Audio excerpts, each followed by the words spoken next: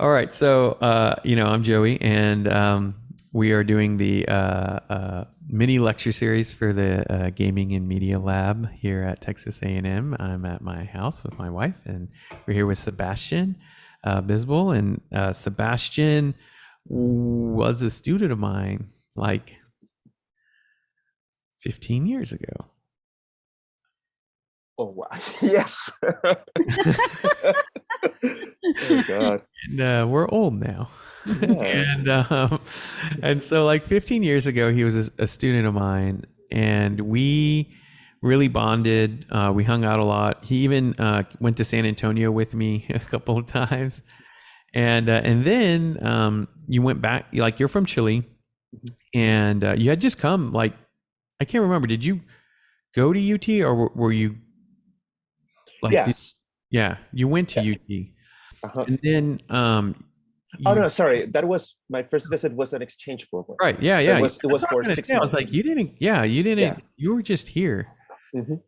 ominously, as an exchange program. Right. And then, like, it was awesome. We had a great time. And then, like, years later, you came back to get your MFA, right, at UT also Exactly. in Yes. filmmaking. Yeah. Yes. And that's kind of where we kind of met up a little bit again. And I think you came and talked to my students at the University Mhm. of Incarnate Word. And I mean, it was amazing. But you've kind of been out in the wild for, I guess, around 10 years now, right? Like, since around Yeah. 2012, somewhere around there. Right. Yeah. Yeah, and so this mini series that we're doing, Sebastian, like, I've had different people come and speak about like their filmmaking journey. And so last week we had Gabriel Duran. He's a MFA from UT Arlington. He learned under Yaki Smith, if you know who Yaki is. He's Uh, awesome. Yeah. yeah, I met him. Yeah. yeah. He was running the program there, and now he's at UT Austin, as you know. Mhm. And so he got hired and is running a Texas A&M Corpus Christi narrative film program there and building it out. So they have documentary and narrative filmmaking. We're going to go see them at some point in the spring. That's like on our list. And then the week before that, we had this guy, Than Niles, who spoke, who does filmmaking in San Antonio. He was a student of mine at UIW, and he is an independent filmmaker and independent freelancer. So he makes all his money freelance and then makes his independent films like with the money that he makes. Oh wow. And so it's pretty impressive. I mean, as you know, as a filmmaker, that's pretty hard. It's pretty hard to have the attitude of I'm going to be a freelancer and a filmmaker, and people go, Oh yeah, yeah. right. Like, yeah, we'll see how much energy you have when you're done doing the freelancing. And he actually still goes out and like makes his projects and takes them to film festivals. And so in this vein, I was like, man, I was thinking about you because, like we said, I mean, it was 15 years ago, and then like another 5 years to go do your MFA and finish up school and everything else that you were doing. And so I was like, I would really love to hear what your journey's been like over the past, 10 years, what it's been like. One, like, really what I, me, I like to go all the way back to like when you popped out of the womb, but like, one, like how you, like, I'm always interested as an anthropologist, how people think they're going to start doing filmmaking. Cause that's such a weird, everybody comes into it in like all these weird circumstances. And then a little bit about how you decided to go to school for it, and then talk about like, what you've been doing since. So if we can start, I would love to just Yeah. kind of have you introduce yourself, and then say a little bit about how you even thought you wanted to be a filmmaker. All right. Let me I have a presentation. Oh, whoa, fancy. Okay, Yeah. well, I already have the screen sharing going, so when Oh, you're nice. ready, you can take it over. And yeah, All right. just don't open any Adobe products. I'm just kidding. Oh yeah. It's been a nightmare. Yeah, but now that I got the new computer and now you told me this, now I'm kind of freaking out. So hopefully Adobe will fix Yeah, that. they're gonna update. So hi everybody. My name is Sebastian Bisbal. I'm an animator, illustrator, and filmmaker. So very nice to meet you. I'm very excited about this talk. It was pretty, like, I don't know, like when you have those moments of kind of like going back to your work and see the stuff you've been doing, and sometimes, it's like because of work, because of teaching and everything, it's like we don't have much time to think about what we have done and how everything's connected. And I don't know, it's been super nice to kind of like review my work and say, okay, this is pretty much why I do this, and why from all the things, all the possibilities that we can do with our lives, I'm stuck with this, somehow. Um, so that's the link for my website in case you guys want to see the films that I got there, the animations I have there. I have my animator's reel also there. And also, like my email in case you guys want to contact me for, anything, questions, or, stuff. If you have, like, you have pieces that you need feedback, I'm always more than happy to do it. So I was born in 1983. As Joey said, the way when we met, it was 15 years ago. I'm 38 now, so yeah, we're grown-ups. um, I studied business at the Pontificia Universidad Católica de Chile for 1 year, and then I ran away very quickly. For reasons I will disclose later. um, but I graduated from audiovisual directing, which is pretty much a, like a textual translation of the degree, which is actually just, like a film and TV directing degree at the same university. And then I got my MFA in film and media production, University of Texas at Austin in 2016. Pretty much this is all I wanted to do since I was a kid. You know, for some dumb reason, I wanted to be an architect. But then when I was in senior year in high school, I was like, I want to do films. I want to make films and animations and stuff like that. And why am I going to architecture school to, like have all these all-nighters and cutting my fingers with X-Acto knives and everything? And then, okay, why am I doing this if I'm not gonna, I don't want to work as an architect. So I did what every, like sort of good student, but also didn't know what to do. So, okay, I went to business school. And then I realized that it was horrible. And also, like the business school at that university was um, where all the people who were in charge of the economic policies from the Chilean dictatorship back in the 80s and the 70s were teaching there. Dang. So I was, okay, this place is pretty horrible. I just want to leave. And then they reopened at the film school at the same university, which was closed during the dictatorship in '78. And that was great because it was, like it was a good university, a new program. And then I was like, okay, I want to study this. When I was finishing my program, I decided to go to UT for this change program where I met Joey at the ACT Lab. And that moment was pretty much like a pivotal moment for my life. That's where I went pretty much like, I knew the kind of stories I wanted to tell, the kind of work I wanted to do, like the way that you and Sandy had, the ways you guys taught the class and the freedom we had in terms of, explore the themes and the techniques and all the different medias that we wanted to do our work was pretty amazing. Because of that experience, I decided to go back there for my MFA. Before that, I worked in animation and motion graphics for, I'll say, 5 years or something like that. And then I wanted to go back to, like I have this time and space to kind of like find my voice as a professional filmmaker, and how that can be applied in, like in the real world, and everything. And also, like I know this is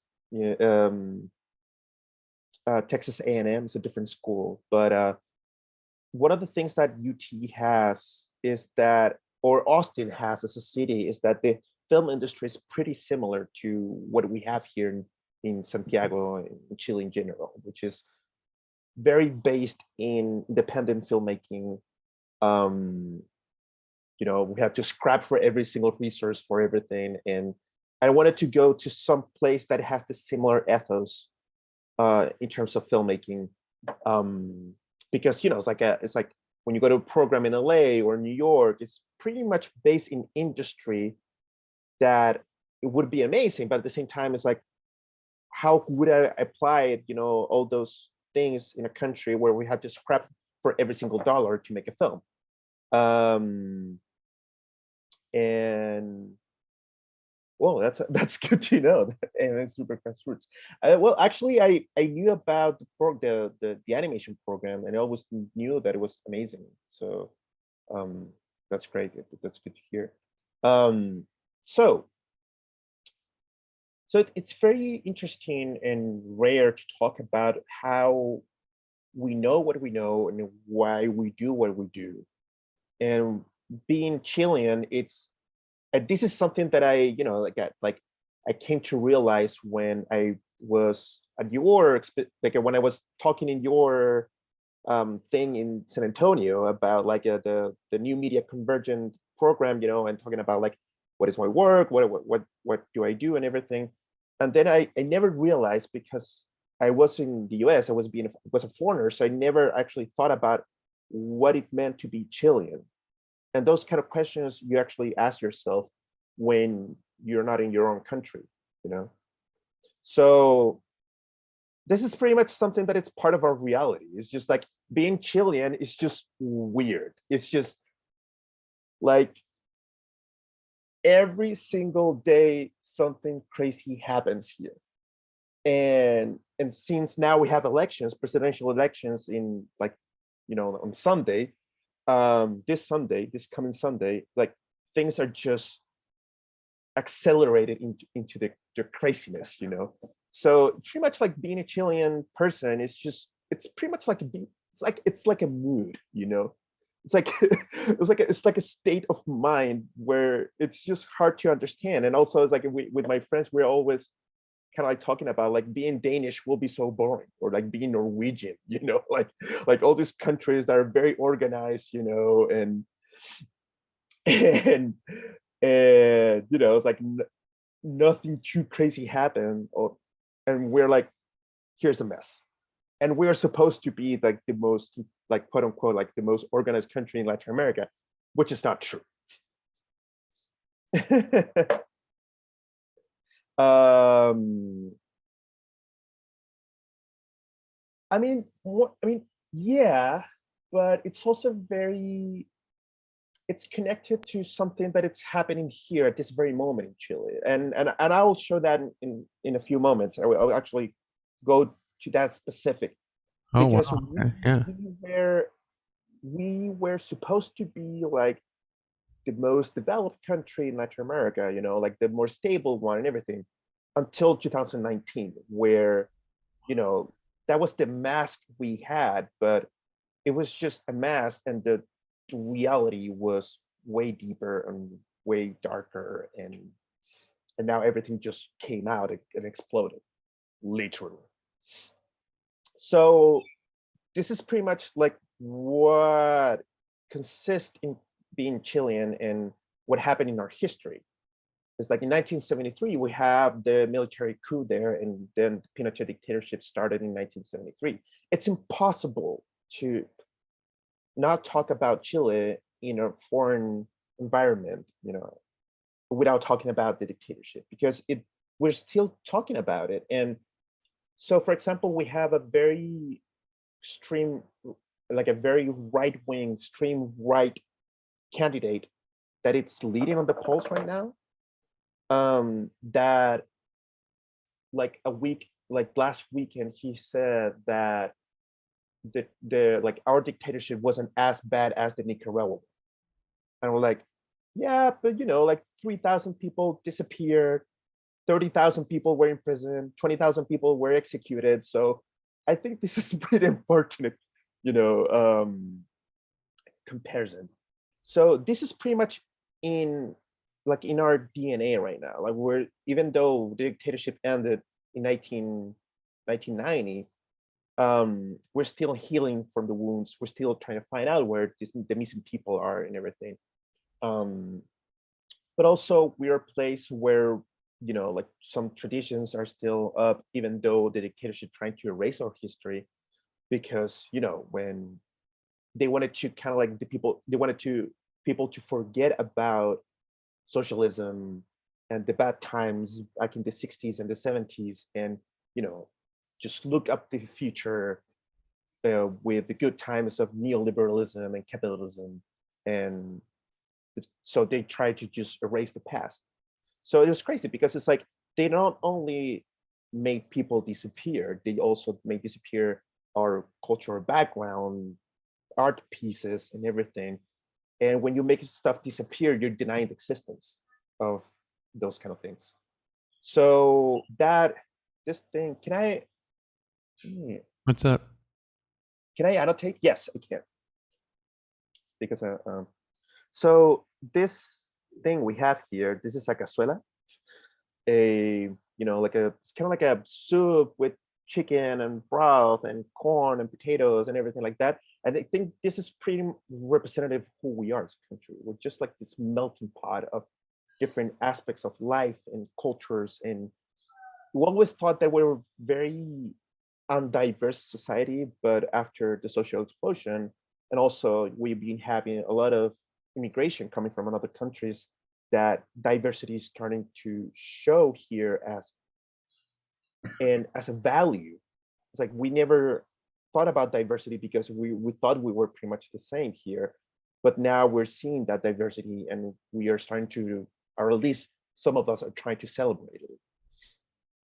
And so, and also, so what happened is like the dictatorship pretty much like erased our cultural background and and appreciation for those intangible things.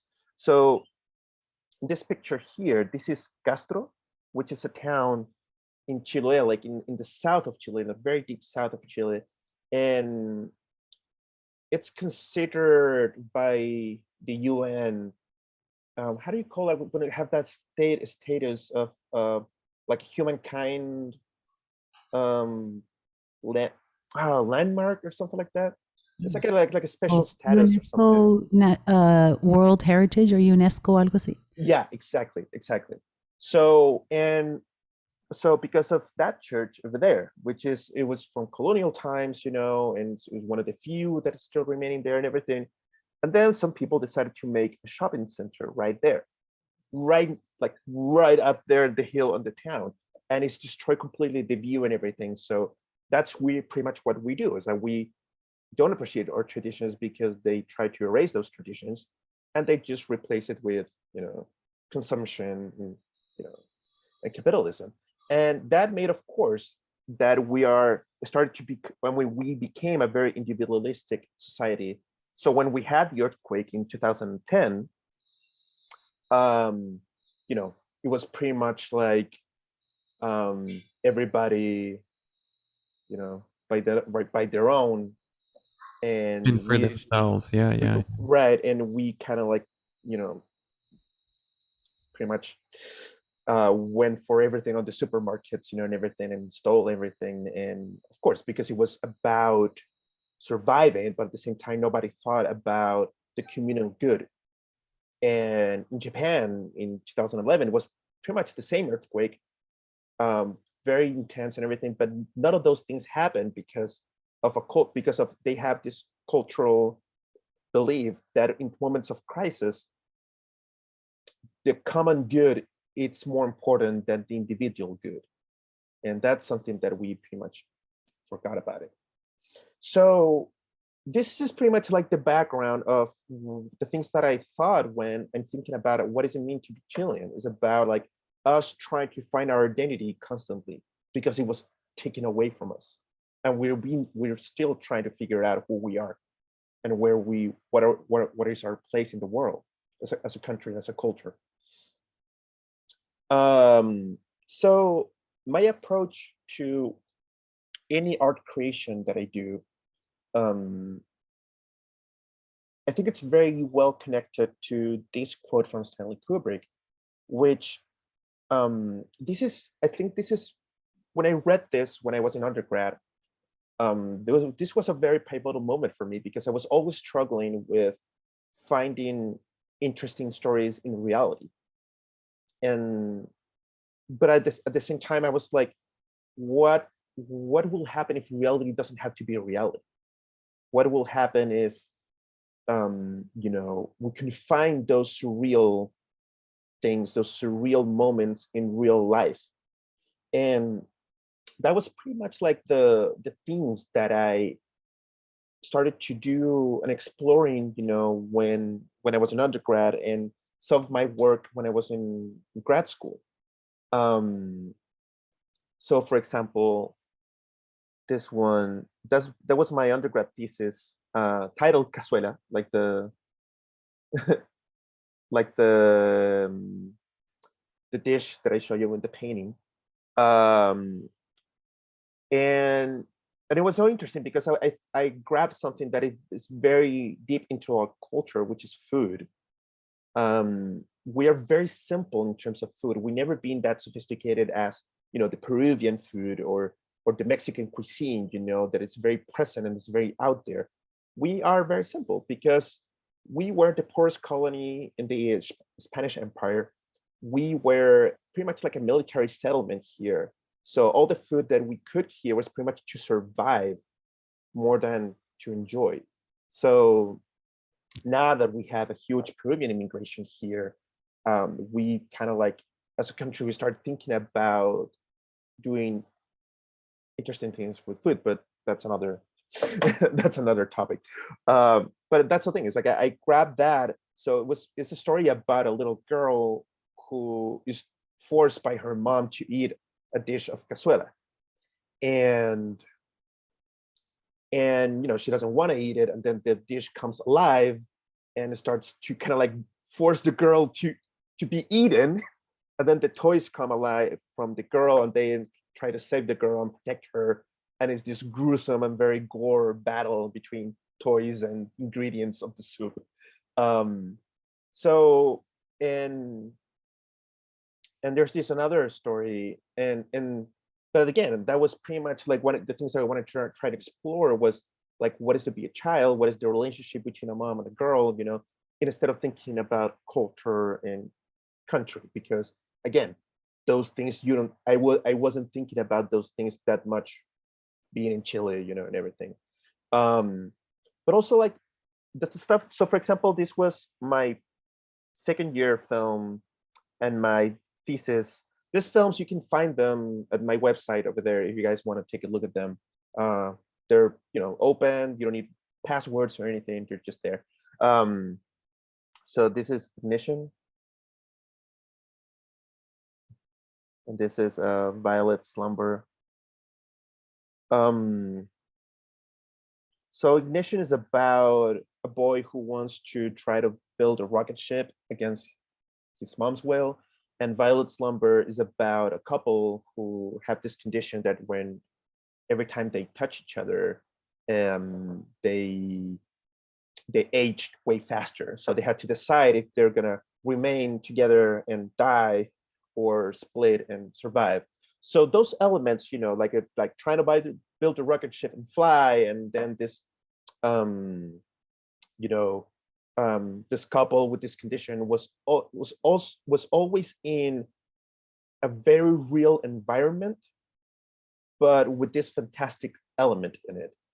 And so I start kind of like giving the genre of fantastic realism in those films, because I didn't want to talk about magical realism, because magical realism is very connected to the Latin American tradition, and it's with revolutionary themes and everything, like 100 Years of Solitude, or of The House of Spirits. I think that's the title of the book. I forgot about it. But and it's a Chilean writer, But yeah, so it was that surreal or fantastic element in a real life environment that it was always drawn to. But also like slowly I started to go into realistic aspects of the work. And I had this first approach with this documentary that is from I I researched about the Society for Anachronism, historical anachronism. That like it's not LARPing. They actually reenact medieval times, and everybody has their medieval um, personas, and they hang out every weekend, and they do tournaments and everything, and it's amazing. And it's kind of like it's like having a second life, and they do everything in their quote unquote real life to do these things in their spare time and everything. Um, and this one, the last one, oh damn it, sorry, let me clean this up. Um, and this one is about, so this one happened, this was the first film I did when after I graduated from the program, the first narrative film, short film I did after graduating from the program, because I worked as an animator.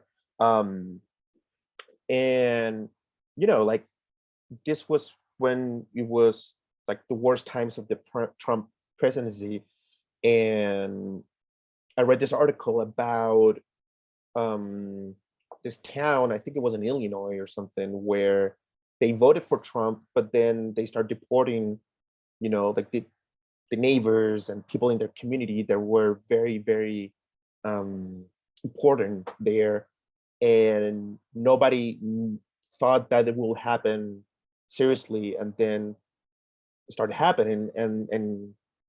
And one of the stories that I read that it really, really caught my attention and broke my heart was this kid said that every day that he had to sit down and see the empty desk of his best friend because he got deported. So that's when I started to see that. I don't know, I started to see, but like I was like, okay, I'm very into like surrealism and this like fantastic elements in real life, but real life doesn't make sense anymore. Like it just got really weird. It's like South Park got real or something. I don't know. But like, so I kind of like moved away from that, and I did this film about these two kids who are best friends, and they're trying to write a song.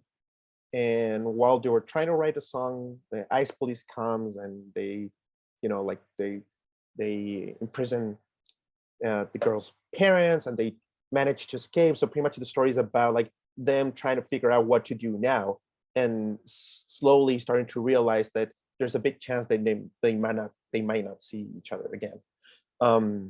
So this film is right now, I think it's gonna play in the Sacramento Film Festival, like in a couple of weeks or something.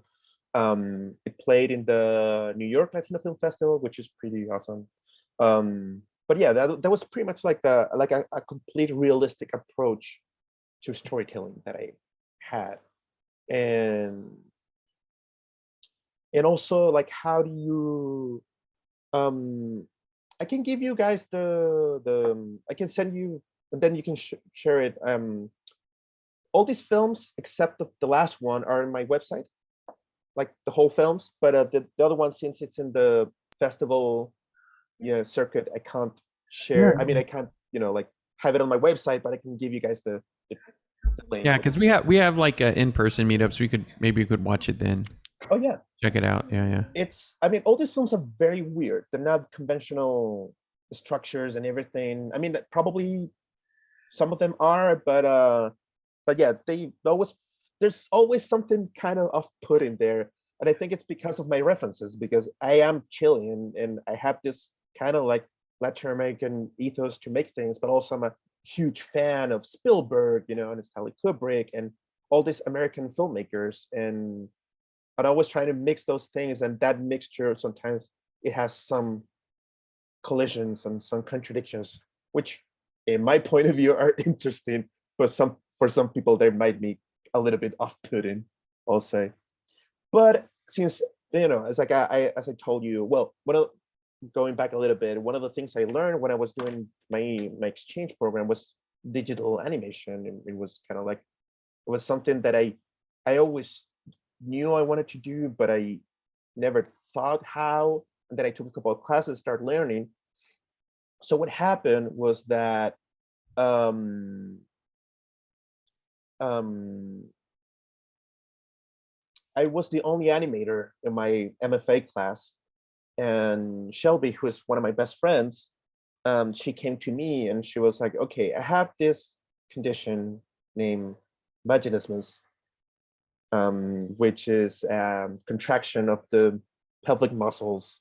So, I cannot have sex, I cannot wear tampons or anything, and I want to make a film about this." I was like, "Okay." And she was like, "I want to make an animated film, and you're very close friends with me, and you're the only animator I trust." So it's like, right, let's do it. Of course. I mean, this is such an important story that needs to be told and needs to be, shared with the world. And and this film, I'll type the, because I don't know if we have enough time to watch something. Um, Maybe we are. I mean, I'll type the website.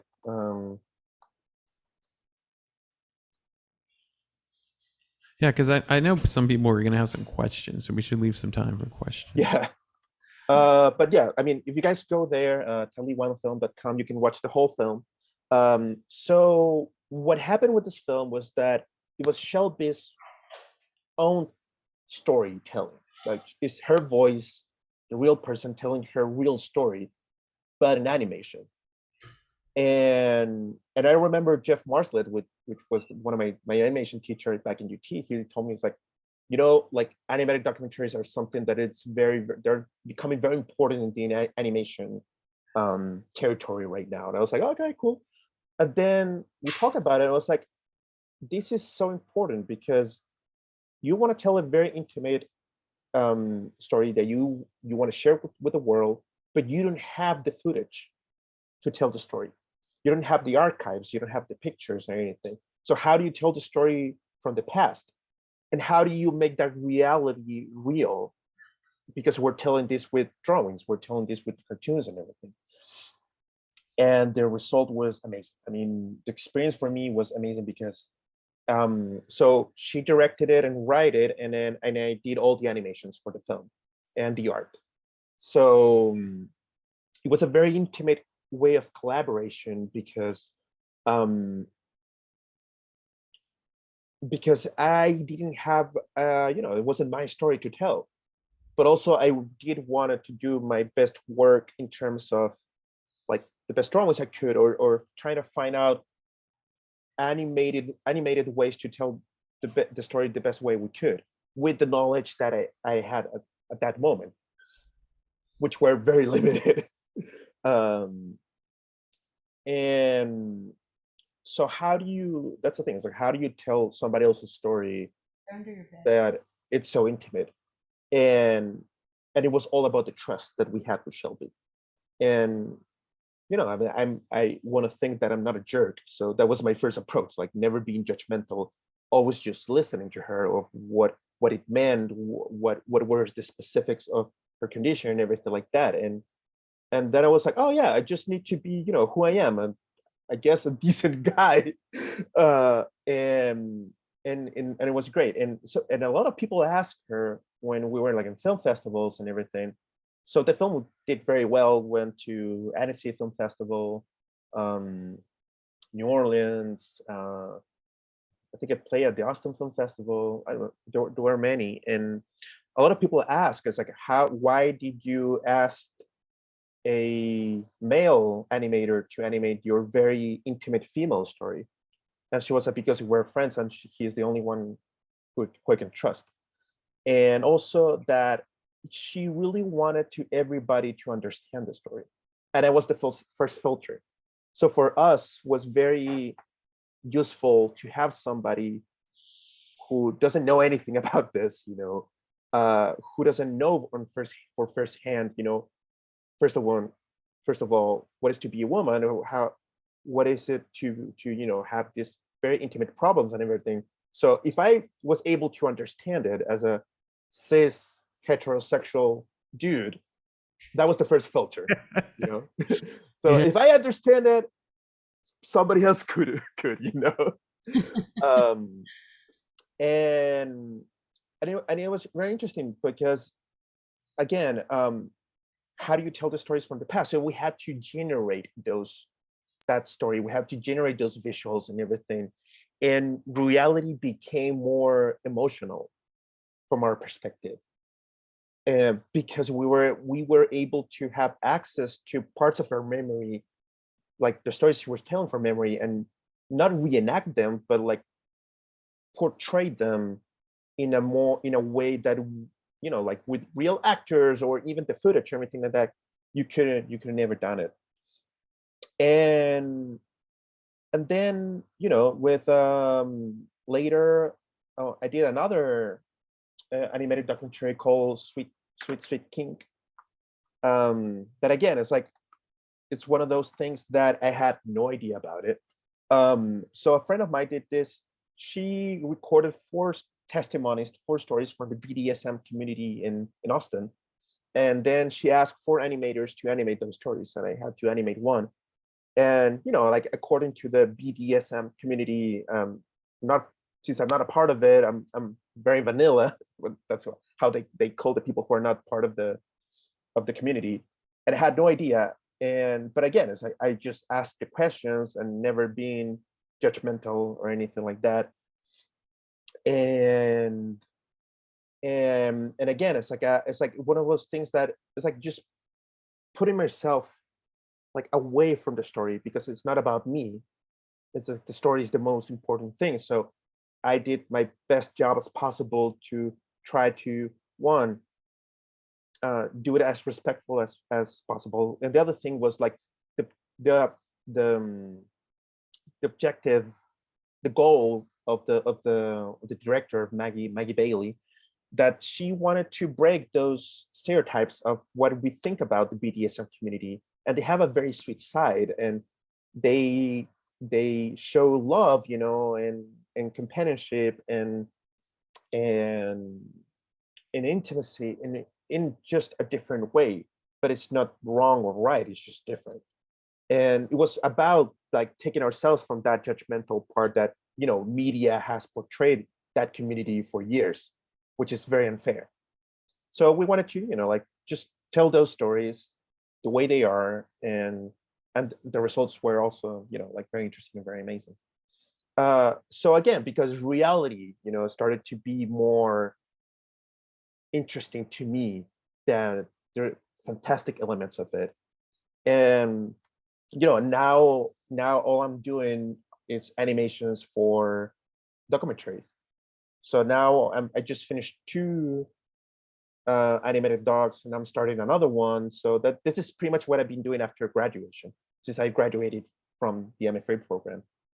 And then the Chilean protests in 2019. So, you know, we had this image of like being, you know, like the Jaguars of Latin America, that people said we were the oasis. It's this very troublesome neighborhood, you know. But no, we were just the same. Just that the upper class had a lot and the lower classes had just a little bit. So, you know, people just got tired of it. And then in October in 2019, people went out and just burned everything. That image you see down there, that was a protest wherein 2 million people were in the streets just in Santiago, in the country we're all. So this is, again, when reality got really, really, really, really, really important, more than any other aspects of creation, artistic creation, and everything. So I joined this collective of filmmakers called Registro Callejero, like streetwise register or filmmaking. I don't know. I don't know how to translate it, but I joined them and I did the graphics for them and everything. I created this this kind of like the intro for the stuff. So we created this. That's the Instagram account. So what we did was just that we had a lot of people a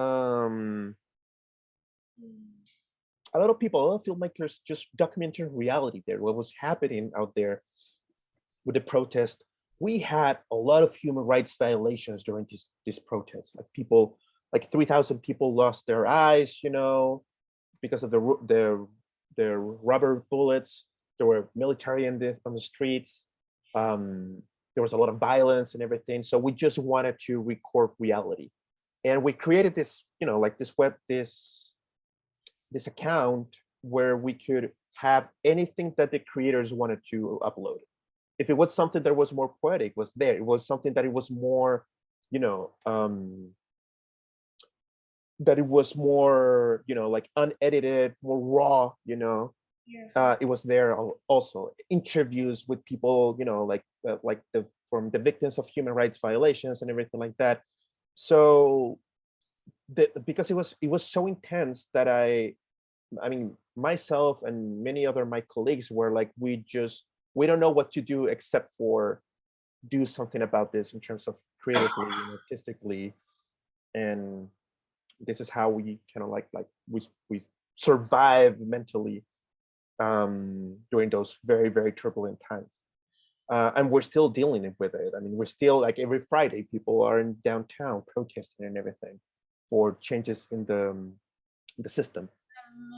And then I mean, like, in the parallel track, since I start working more seriously in animation and everything, I was like, you know what, I need to improve my drawing skills. So I started like taking classes and doing like those tutorials online or whatever. And then a couple of friends, they created this magazine called Pulp Magazine, but I don't think it's working anymore. I haven't talked to them, so I need to ask them. But I started doing illustrations for them. And the first one was about this protest that was in this all girls high school in Santiago, where the cops showed up and they start, like firing tear gas to the students and everything. So it was pretty much like playing a homage for them. And then, like the other one was kind of like a dark comedy vignette of, like what was happening with the reproductive justice in Texas specifically, because like what was being happening with it then with Planned Parenthood and everything. Happening actually. It's still, I mean, yeah, Yeah. I mean, down. and they literally got, I don't know if you know the latest, but they're like put bounties out for like $10,000. Oh yeah, Yeah. but that So that was 2019. It's only gotten now. They have to go to like freaking the outer solar system. That's the Kuiper Belt. Past the right. Yeah. And when but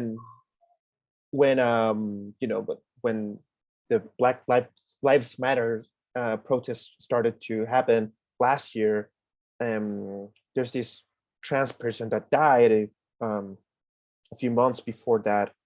But I think during that time that it was Tony McDade, and they wanted to play a homage about him. So they asked me to do this digital painting about it, and also like talking about like how rights in the US and in my country too, it's like it's a complete cycle of struggling and fighting, and everything like that. So I did that that animation loop about it.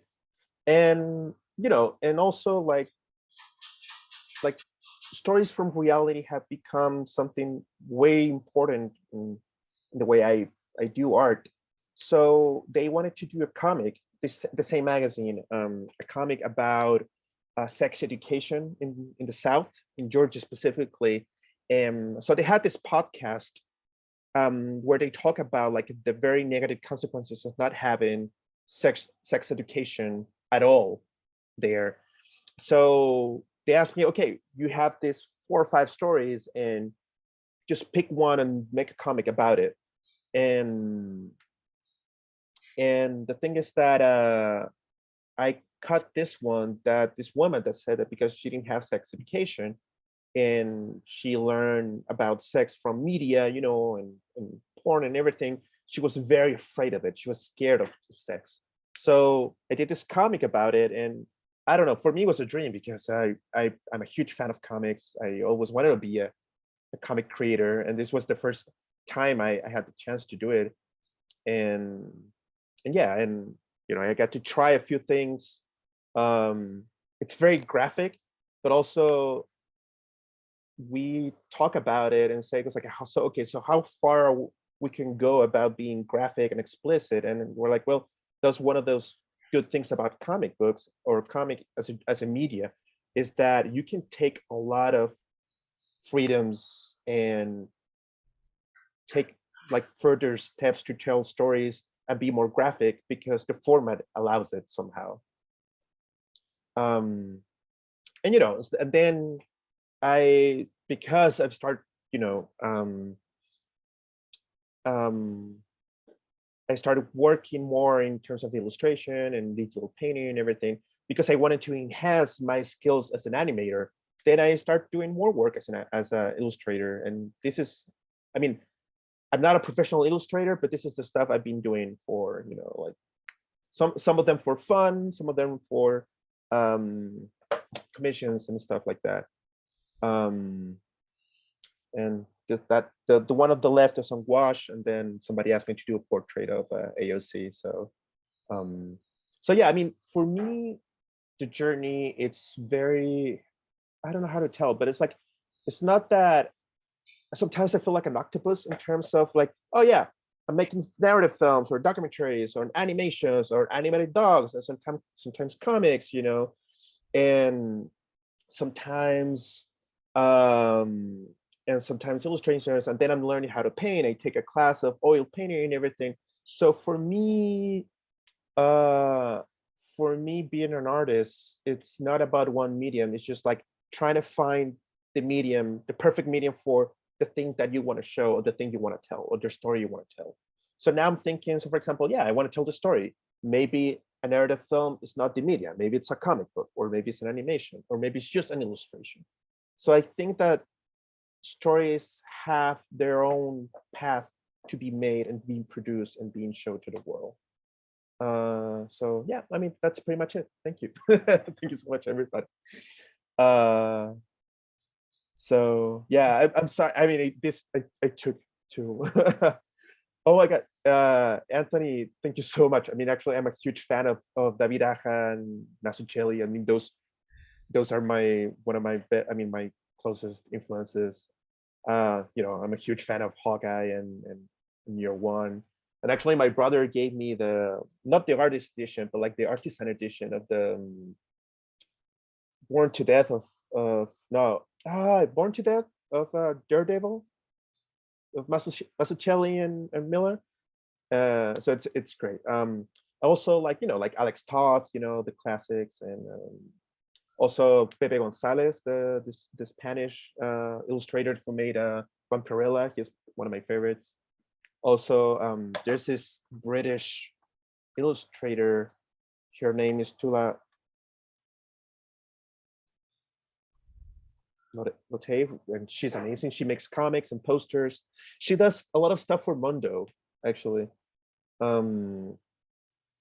She's a huge influence for me too. In terms of animation, I think that like one of those, for me, heavy metal was amazing. When I was a kid, I watched it and it completely blew my mind. I was like, okay, this is something I want to do for my life. Like, I don't know, because also I mean, it wasn't the first one, but it was so interesting that you had all these animators that used to work for, like studios that made stuff for kids, and then they had the opportunity to do content for grown-ups and stories about like monsters and like zombies and like warriors and stuff like that, and being violent and gory. And so when I was a kid, I was like, okay, this is pretty awesome. And I don't know, and also like, well, like Miyazaki and Studio Ghibli is also a huge influence as well. But it was crazy because I started watching those films like, I don't know, like less than 10 years ago. And so when I watched, for example, the Tale of Princess Kaguya, that changed everything for me. And I watched it, I don't know, like a couple of years ago or something. So I was like, okay, this is how things should be made for me. So I don't know. It's like, so for example, I use for animation. I use Photoshop with this plugin called Anim Design, and so I invest a lot of time trying to figure out a brush that looks like the one that the guys use at uh, the Tale of Princess Kaguya. Um, so yeah. Wow. Fascinating. This is well. First, like, let's. You want to exit out, and we'll go to full view, Oh yeah. and So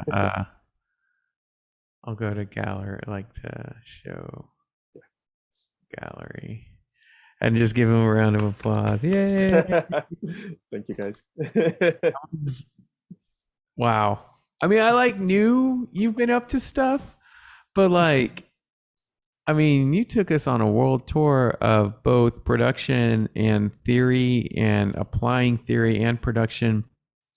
And then one of the things that you did that it didn't catch me off guard because like you're legit, and so I'm not like shocked by it, but how you turned yourself into a facilitative instrument for people's stories as an animator really like next leveled it for me. Yes. When you were talking about how you knew you were the other, you knew that you were like someone that doesn't understand this, and instead of that using that as a negative tone, you were like maybe I can be their instrument, you know, and through this layness, this inability to understand, but the ability to be facilitative in their idea, you're able to transfer, like, I don't know what the word would be, like alchemy, you know, like being a vessel. yeah, exactly. Be a vessel, a malleable vessel for someone else's concept. I mean, that was deep, you know? Yeah, that's a very interesting question, and thank you for all the compliments. It means a lot to me. Yeah, that's very interesting. I think I don't know. It's like I think sometimes I I I mean there's a lot of points here. For me, creation is exhausting in terms of that. I don't, and excuse my language, but I don't like to half-ass things. You know, like I like to commit with everything when I do something that is personal, and and and I think that when I create something that where I'm the the auteur, I don't know how to, like the author Right. of it. Like a Kubrick, yeah. Right, Or, exactly. Like yeah. it takes a lot from me. Like Yeah, it yeah. takes a lot, and so what happened was that with Taiwan specifically, that I finished my thesis, that it was exhausting. It was very intense. I had to do it in such a short time because I started with a scholarship from the Chilean government, so I had to go back to Chile at the end of the third year. So I couldn't, you know, like take more time with the edit, so I had to rush it with everything, like visual effects and just like everything. So I wanted to take a break out of being the creator or something, but also like work in interesting stuff. So when Shelby approached me with the project, I was like, first of all, I removed myself completely from the equation in terms of the egos. Like I'm not the creator of this. And I think that's something that I don't know, like it always happened very easily to me because I always thought that filmmaking in general, even like if you work in different medias, like if you work like in a documentary or in fiction or in animation, it's always a collaborative process. And even though I'm the director, I'm working with a cinematographer because that person knows more than I do about camera and lighting and everything. Like I'm working with a sound designer because that person knows more than me. So like since I don't know, many years ago, I don't know, since I was very young, I would always remove myself from the equation, even though I was the writer, director, and I was completely invested in it. But in terms of the ego, because the most important thing of being a creator is the creation. So and I think that for me was very like the biggest compliment for me, like with Shelby when she approached me, because um she trusted me with something that it was so personal and so intimate, and it was a secret for many people. I mean, when she told me, I was like the fifth person she told about this. And so I guess the moment when she told me about it, I that process of removing myself happened automatically. So the question was like, okay, how is the best way we can tell the story? What are the best shots we can tell the story? What are the best, like the so it was always always the questions that Shelby and I did, was always like, what is the best approach to tell this specific story in particular, for people to understand it and to people to feel it and be emotional with it and everything. Yeah, So I felt like it really kind of, a lot of times it's like having an editor, but mm, but just in a totally different way, in that a exactly, lot of yeah, times our tones are so personal that it sometimes isn't universally understood. Like I know I'm bringing up a bag of worms, but like with Dune, like the yeah, latest Dune, a lot of people didn't like it because it was slow and this and that. I go, but if you actually watch Dune, it's a very universal film culturally. mhm. You can show it in all these different international markets, and it'll be understood. People Uh, loved it here. yeah, because of the Yeah, way it's made. mm, It wasn't. People were like, it wasn't dialogue. There wasn't enough dialogue, and I'm like, that's not what this is. yeah, This was not a Spielberg movie. This was like, right, we're gonna slow things down, go back to 2001 mm, kind of approach. right, exactly. And so, I that's kind of how I looked at it. When you were talking about your animations, was that it was kind of a way to take it universally and open it up a little bit more. It was really cool. Did anybody else have questions or comments? Again, I'm going very nerdy with this, because I love comic books.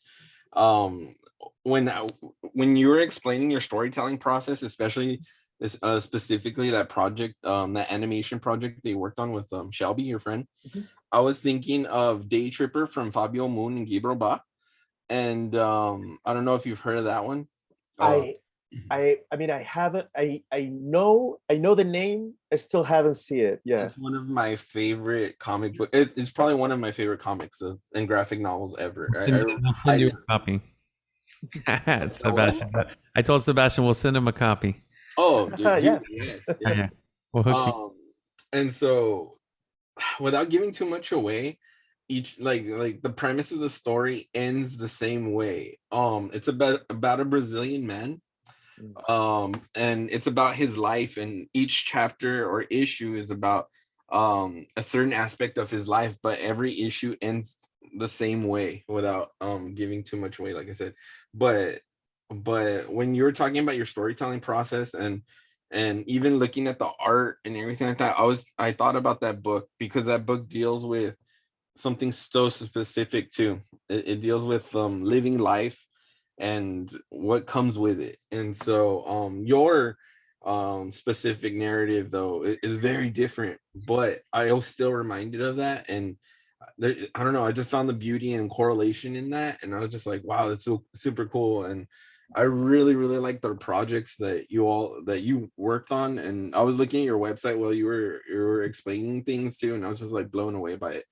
Thank um you. Thank you so much. One of my dreams in life was to be an animator, and I Oh. studied drawing and minored in graphic design, and my life took a different path, and I now do academic work, but I still like live vicariously through others like yourself. And so seeing the work that you do just constantly inspires me. So thank you for doing the Thank you. work that you do. And I look forward to seeing what else you do. And I followed you on Instagram, so I'm like, Oh, yeah, I thank definitely you. want to see more. I love your work and everything like that. So keep doing that stuff, man, because it's incredibly inspiring. So thank you. Thank you so much. I appreciate it. That means the world. Thank you. Thank you so much. Yeah, the other thing I was going to say is so the actual like premise behind this lecture series that we had was that we had been meeting up on Wednesdays for almost going on a year now, like 10 months, and it was a meetup to just kind of talk about popular culture and projects that we're working on and all this stuff. And about 2 months ago, no, like 2 months ago, we kind of looked at each other and we're like, all right, like we know enough about each other now. Like we need to do, like, we need to have some other people talk.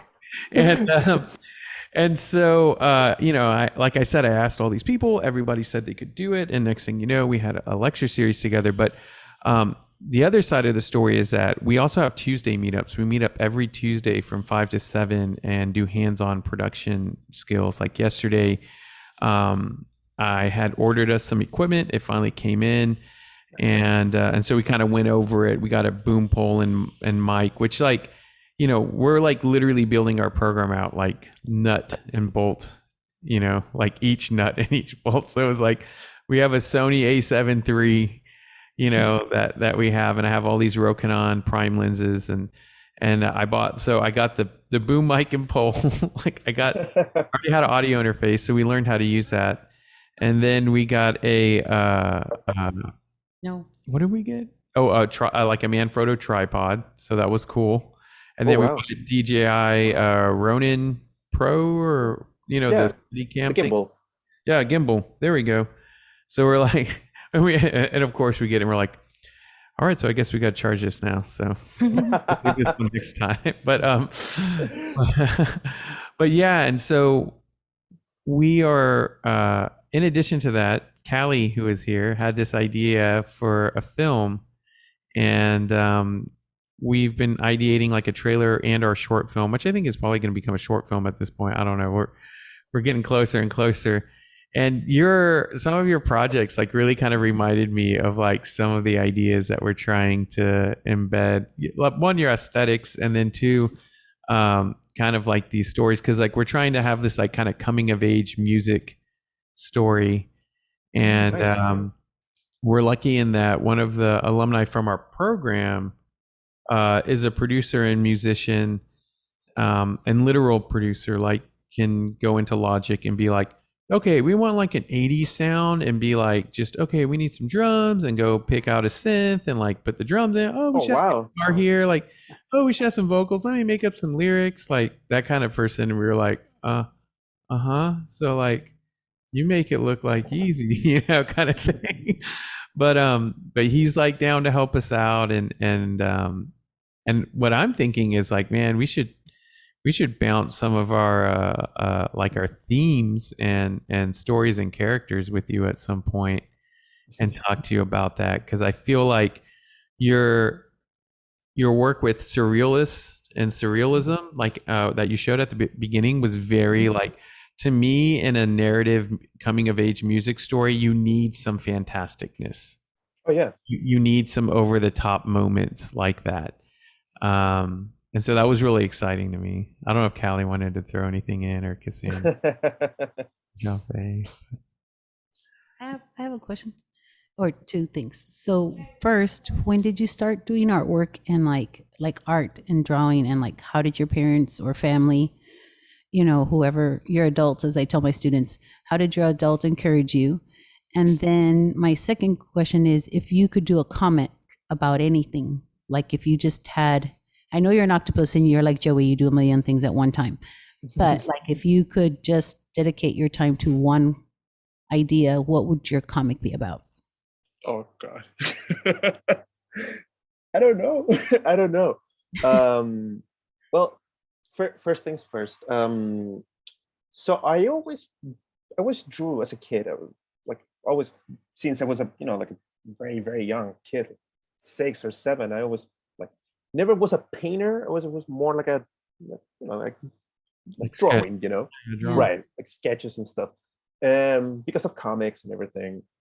And yeah, I started reading comics since I was very young, like 6 or something.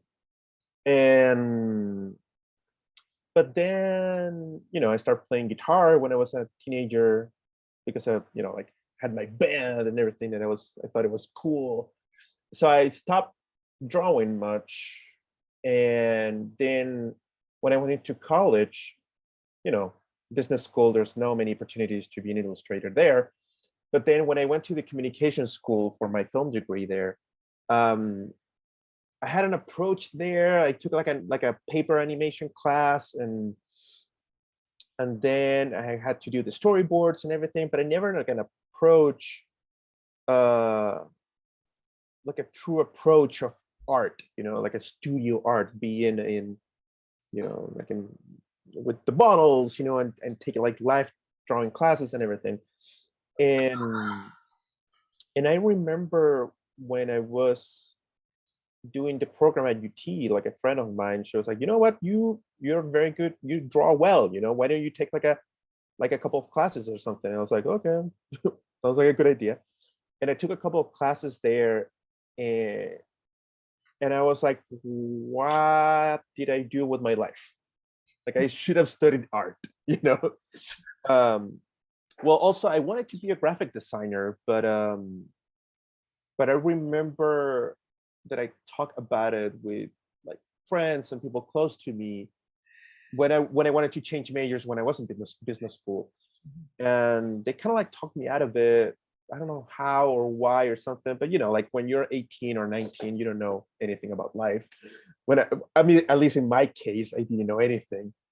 I would say you were wrong, but like you totally took a different direction from there. So maybe Right. maybe for And you're right because you're that's the thing. It's like it was like my gut was like I want to be a graphic designer, and now that I'm 38, I was like I should have been a graphic designer, So I knew about it, but like I was, you know, what's the word? we're trying to be practical sometimes. Right. Also, I was like, and also like I knew that the film program was gonna open. I was like, oh, I always wanted to be a filmmaker, and graphic design sounds a little bit like one aspect of art that I like. And I always thought about film is like the culmination of all arts. Like you have music and you have theater, you have photography, you have painting, you have everything there. Now I kind of regret it, but also like, well, like life takes different paths and everything. And so the things that I started painting and drawing more seriously now as a full-fleshed adult, I think I started 2000, like 5 years ago, started like taking it more seriously and everything. Then I took watercolor classes and oil painting and everything. So since like since I was in business school, and then I told my parents that I wanted to study film, they were like, nope. But then I was like, it's a good school, it's the same university. I'm like, okay, whatever, because they knew I was very unhappy at the business school. And I think they were okay with it because it has something more tangible to work as a professional than just study art, like studio art, which I think it's a very mistaken way to see things. It's like education is education. You just like you can find stuff to make money out of it, which is hard. I mean, I'm very, very lucky that I do what I like and get paid decently. But that's not something very common here. It's like most of filmmakers here in Chile struggle a lot. It's very well paid. The conditions are awful and everything. But I also, it's like most of the projects that I work are to the US from the people I met at the program. Like your network. Yeah, yeah, yeah. Exactly. So for example, I just finished a project with Amy Bench. Now I'm working with Anne Lewis in a project. He's Um, UT. Yeah, yeah, yeah, and but also like so for example, yeah, I mean, my family knew that it was gonna be hard. They knew that it will present lots of challenges. But at the same time, they know that I work hard and I do what I love. I mean, both my parents are doctors, and yes, of course, it's like being a doctor, you do well in terms of financial situation and everything like that. but it's a lot of sacrifice in terms of hard work you have to. I mean, my dad is like 65 or 66, and he works like he doesn't have a day off at all, and so they know that, so they, you know, like they understand that, and it was hard for them to understand it, but they do now. And I mean, that was very similar to me. I mean, my parents didn't appreciate what I did until like I literally around when I got my first like actual paycheck as a professor. right, They yeah. just thought I was playing the whole time for like 10 years. Also because you Just studied imagine from engineering. like 18 to 30 years old, your parents are just like, and you know, I got married when we were what 23, so like 7 years in being married, and my parents, I mean, you know, they're sweet people, but they were just like, I don't see like you driving fast cars, you going at night and shooting videos and photography and acting crazy and having a mohawk. Like, I don't see how this equates to success. Like, where Right. is this going to happen? You know? And you're like, Mom, I'm learning to watercolor. And she's like, Yeah. uh-huh. Like, so what surgery did you just do? Asking your Yeah. dad, you know, and you're just like, Exactly. But at the same time, they just saw me and that then I they was see it though. Yeah, yeah. right. They see it, and also, you know, like I gave my mom one of the watercolors, you know, and she loved it. And What? so, and also, you know, it's like I think my mom realized that I knew what I was doing. One time we were at the museum, and I was explaining her why this painter took these decisions, you know, and everything like that. And she was like, okay, this is not tangible at the end, you know. That's the thing. It's like and and of course, it's like there have been many rough moments. I mean, that year in 2019, there were 6 months where I didn't receive any payment at all, like at all, and it was pretty rough. But at the same time, that I mean, that requires that you have to be very disciplined in terms of money. It's like you always have to save. I mean, I've been working as a freelance since always. And now I'm teaching at the university where I graduated and everything like that. So it's good to have, you know, like a normal paycheck and everything like that. It's not much, but it's something.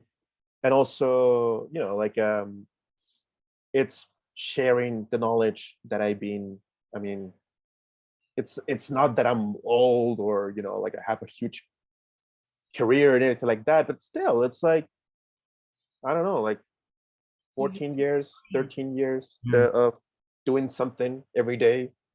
It's like you're So, period. Who cares? One of sorry, the what? things I was gonna say, Karina said, "You're not even 40 yet. You're not that old." No. One of the other things I was gonna say that I think is like something to really pull out of this, in terms of just being recorded, is that, you know, you're saying some things that really kind of go against the grain of what people think of as artists, in the sense that like they could draw at 3 years old. Oh, And yeah. it's like, you know, No, this yeah, super yeah. talented artist Mm. from day one.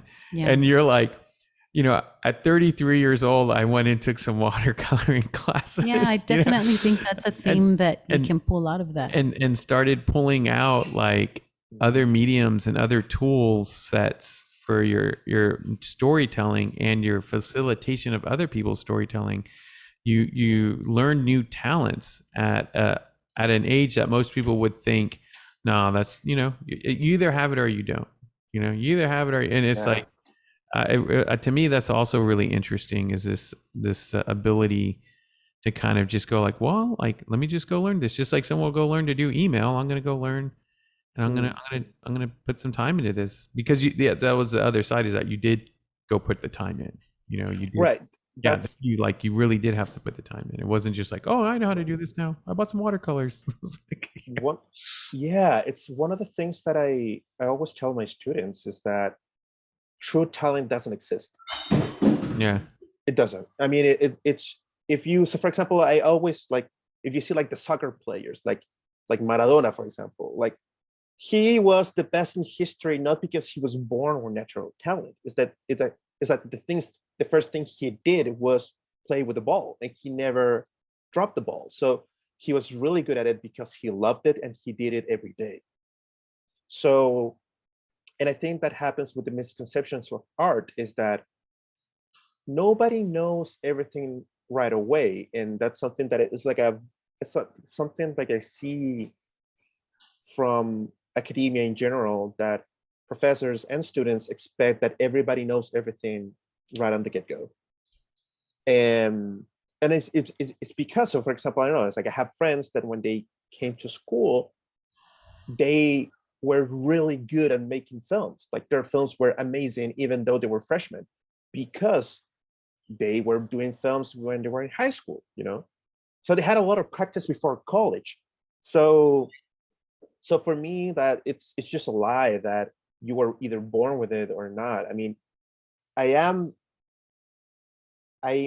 making good art at this very moment because I had to make a lot of sacrifices for it. So for example, yeah, like 5 years ago, when I stopped working, instead of, you know, like going on the couch and watch Netflix or whatever, I just grabbed my pad and start drawing until it was 3 a.m. in the morning, and then wake up the next day, start working, and then with free time, start practicing and seeing tutorials and everything like that.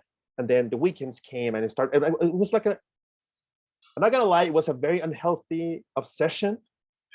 I don't wanna, you know, like glamorize obsession, but at the same time, it's like I really wanted to get better at it. And the only way to do it, it was finding the right method and then just do it. Because that's the other thing that happens with art, is that some students are not for the same methods than other students. It's like every student has its own method according to their capacities or their cultural background or academic background. Everybody has different needs and different aspects of learning, and I had to find mine, because the way I was taught art in, you know, high school and everything wasn't the way I needed it. I needed a very structured, you know, I need like the scientific aspect of it. So I found my ways to learn it, and yeah, but that's the thing. It's like, yeah, of course, there are these theories that when you're younger, it's easier to learn things, but I think I don't know, it's never late. Yeah. Well, And also, yeah, sorry, and also Anthony, I'm a huge fan of the Hernandez brothers, and I have so many things of Love and Rockets. Love it. Okay. Yeah, no. So, well, I want to wrap us up because one, I want to be respectful of people's time, even though we went 30 minutes over, which is fine. Oh, So what I'm going to do is I'm going to have us like say goodbye to the recording. Everybody just say bye. Bye-bye. It's cool. Thank you so much. And then we'll